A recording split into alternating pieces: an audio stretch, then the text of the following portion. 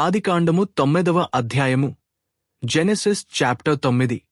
మరియు దేవుడు నోవహును అతని కుమారులను ఆశీర్వదించి, మీరు ఫలించి అభివృద్ధి పొంది భూమిని నింపుడి. మీ భయమును, మీ బెదరును అడవి జంతువులన్నిటికిని, ఆకాశపక్షులన్నిటికిని, నేలమీద ప్రాకు ప్రతి పురుగుకును, సముద్రపు చేపలన్నిటికిని కలుగును. అవి మీ చేతి కప్పగింపబడియున్నవి.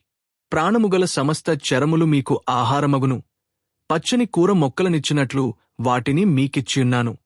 అయినను మాంసమును దాని రక్తముతో మీరు తినకూడదు. రక్తమే దాని ప్రాణము. మరియు మీకు ప్రాణమైన మీ రక్తమును గూర్చి విచారణ చేయుదును. దానిగూర్చి ప్రతి జంతువును నరులను విచారణ చేయుదును. ప్రతి నరుని ప్రాణమును గూర్చి వాని సహోదరుని విచారణ చేయుదును. నరుని రక్తమును చిందించువాని రక్తము నరుని వలననే చిందింపబడును. ఏలైనగా దేవుడు తన స్వరూపమందు నరుని చేసెను. మీరు ఫలించి అభివృద్ధి నొందుడి. మీరు భూమి మీద సమృద్ధిగా సంతానము కని విస్తరించుడని వారితో చెప్పెను.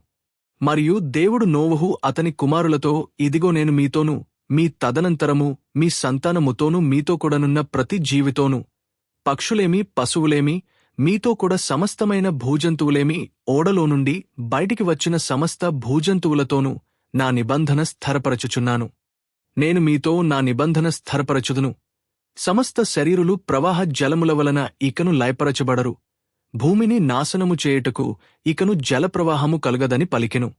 మరియు దేవుడు నాకును మీకును, మీతో కూడనున్న సమస్త జీవరాశులకును మధ్య నేను తరతరములకు ఏర్పరచుచున్న నిబంధనకు గురుతు ఇదే. మేఘములో నా ధనుస్సును ఉంచితిని.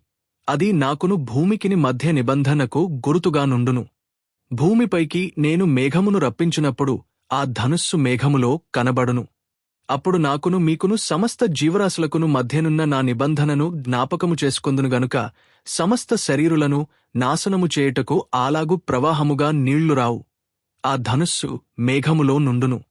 నేను దాని చూచి, దేవునికిని భూమి మీదనున్న సమస్త శరీరులలో ప్రాణముగల ప్రతి దానికిని మధ్యనున్న నిత్య నిబంధనను జ్ఞాపకము చేసుకొందుననెను. మరియు దేవుడు నాకును భూమి మీదనున్న సమస్త శరీరులకును మధ్య నేను స్థిరపరచిన నిబంధనకు గురుతు ఇదే అని నోవహుతో చెప్పెను. ఓడలో నుండి వచ్చిన నోవహు కుమారులు షేము, హాము, యాపెతనువారు. హాము కనానుకు తండ్రి. ఈ ముగ్గురు నోవహు కుమారులు. వీరి సంతానము భూమి అందంతటా వ్యాపించెను. నోవహు వ్యవసాయము చేయనారంభించి ద్రాక్షతోట వేసెను. పిమ్మట ద్రాక్షరసము త్రాగే మత్తుడే తన గుడారములో వస్త్రహీనుడుగా నుండెను. అప్పుడు కనానుకు తండ్రి అయిన హాము తన తండ్రి వస్త్రహీనుడై యుండుట చూచి బయటనున్న తన ఇద్దరు సహోదరులకు ఆ సంగతి తెలిపెను. అప్పుడు షేమును, యాపెతును వస్త్రమొకటి తీసుకుని తమ ఇద్దరి భుజముల మీద వేసుకుని వెనుకకు నడిచి వెళ్లి తమ తండ్రి దిశమోలను కప్పిరి. వారి ముఖములు వెనుకతట్టు ఉండుట వలన తమ తండ్రి దిశమోలను చూడలేదు. అప్పుడు నోవహు మత్తు నుండి మేలుకొని తన చిన్న కుమారుడు చేసిన దానిని తెలుసుకుని, కనాను శపింపబడినవాడే, తన సహోదరులకు దాసాను, దాసుడగును అనెను. మరియు అతడు, షేము దేవుడైన యెహోవా స్తుతింపబడునుగాక, కనాను అతనికి దాసుడగును. దేవుడు యాపెతును విశాలపరచును, అతడు షేము గుడారములలో నివసించును, అతనికి కనాను దాసుడగును అనెను. ఆ జలప్రవాహము గతించిన తరువాత నోవహు 350 ఏండ్లు బ్రతికెను. నోవహు బ్రతికిన దినములన్నయు 950 ఏండ్లు. అప్పుడతడు మృతిబొందెను.